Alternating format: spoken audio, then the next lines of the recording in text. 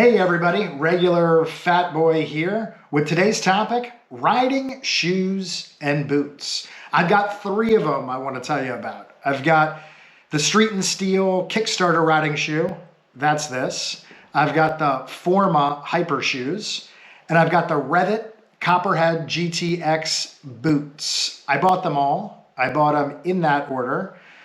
And let me tell you what I think about them. So first off, the Street and Steel Kickstarter Riding Shoe. As of the time of this video, you can buy these on RevZilla for $90. This is the shoe that I bought first because I needed a riding shoe. I wanted a riding shoe. I did not feel like doing a ton of research.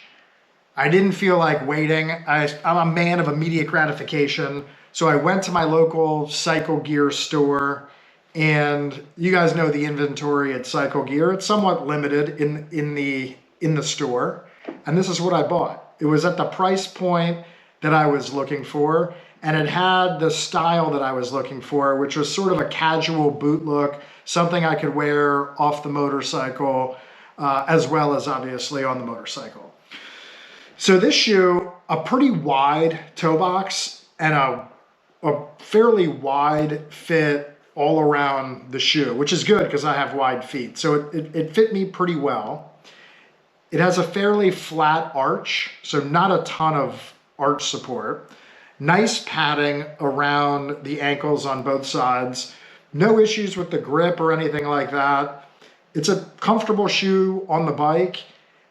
Off the bike, it's not the most comfortable shoe you're ever gonna wear, but it's okay for walking around and whatever when you're done riding. I've got two issues with this shoe. First one is, for some reason, off the motorcycle, under a pair of jeans, these don't look as good as I thought they would when I first bought them and tried them on at the store. And I think it's because of the width of the toe box. It just, for some reason, looks a little awkward when you're walking around off the motorcycle. I'm not the arbiter of what's cool, but they don't look that cool. The second issue I had with these is I hate tying laces. I absolutely hate tying shoelaces. My sneakers are all pre-tied, and I just jam my foot in them. When I'm wearing a dress shoe, it's usually a loafer.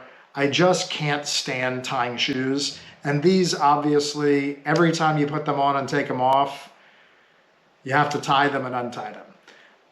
And I find that just incredibly annoying. I've got a few hundred miles on these. As soon as I bought the next shoe that I'll show you, which is the Forma Hyper Shoes, I never wore these again. And those are the two reasons. That being said, if you're looking at something at around the $100 or less price point, and you want something that's sort of this style, casual boot shoe that you can wear on and off the bike, this is not a bad option. But I just can't stand lacing them. Really hate it. So I bought this. This is the Forma Hyper Shoe. Now, this is a different price point. At the time of this video, $203 on RevZilla, and I think that's a sale price, 15% off. So this is not a cheap shoe, but what it does have is it's got this zipper. So I tied these laces once, never tied them again. I get in and out through the zipper. It's super easy. It also has a somewhat kind of wide fit. It's a little more narrow in the toe box. It's rounded, but it has more of a slight point relative to that Street and Steel riding shoe. And for that reason, these look a lot better under a pair of jeans when you're off the motorcycle. So I think these are a pretty good looking shoe / boot. You've got some plastic sort of reflective stuff in the back here. Again, you've got the zipper. They come on and off pretty easily. It's a little bit higher than the Street and Steel shoe, so it gives you a little more protection around the upper ankle. I really like this shoe. I'll tell you my problem with it is that I got caught in some rain on 441, and I'm in South Florida. It rains all the time. I got caught in, I don't know, 10 minutes, 15 minutes of pretty heavy rain, and my feet were soaked, like soaking wet. And this entire shoe was just saturated. It took days for it to dry out. These are advertised as waterproof. They have some sort of waterproof and dry liner. It did absolutely nothing in that rain. So if you're looking for a waterproof shoe that you can wear in the rain and stay somewhat dry, this is not it. And that's what led me to my next shoe, which is the REV'IT Copperhead GTX boot. Now, what I wanted was real waterproof, and again, I wanted this side zipper. So in terms of waterproof, I decided if it's not Gore-Tex, and it doesn't say it's Gore-Tex, then it's probably not waterproof. So this REV'IT boot is Gore-Tex lined, says so right here. It's even a little bit higher than the Forma Hyper shoe. It comes in this one color that they call gray, and it does look gray. It's sort of this suede material at the toe. There's some extra material on the toe box here. Again, it's similar to the Forma shoe in that it's a little bit more rounded toe box as opposed to the very sort of large, squarish round box of the Street and Steel riding shoe. It's got this Vibram sole, which is really nice. It has padding for the ankle, both on the outside, which I think you can see here, as well as the inside.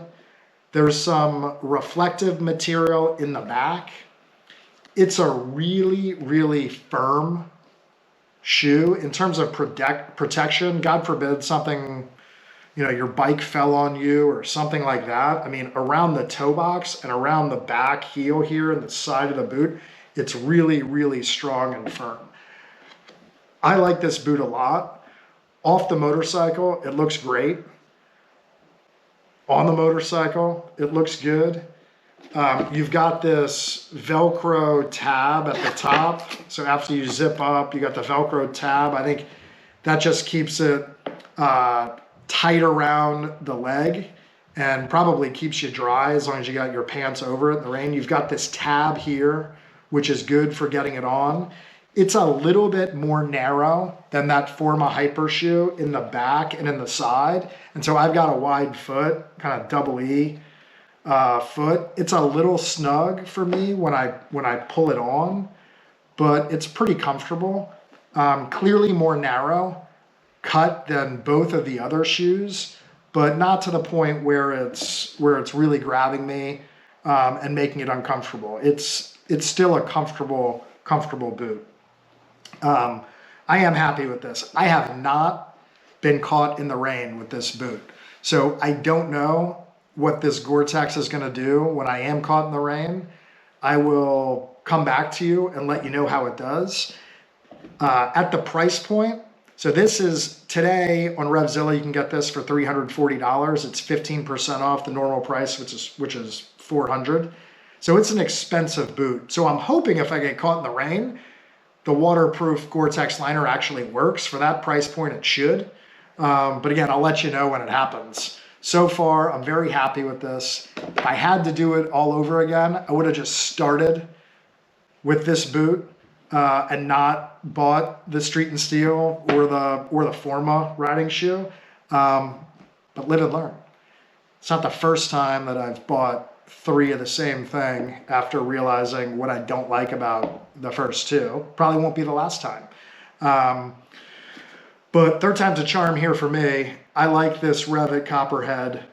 And I think you'll be happy with it too if you decide to go that way. I will put links of all 3 down below and let me know what you think. Thanks for watching, and I'll see you all next time.